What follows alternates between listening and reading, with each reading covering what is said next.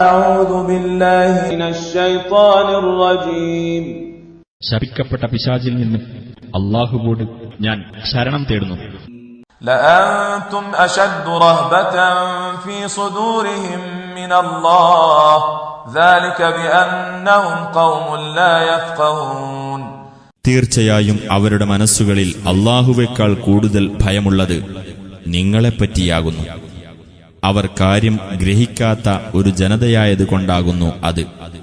لا يقاتلونكم جميعا إلا في قرى محصنة أو من وراء جدر بأسهم بينهم شديد تحسبهم جميعا وقلوبهم شتى ذلك بأنهم قوم لا يعقلون.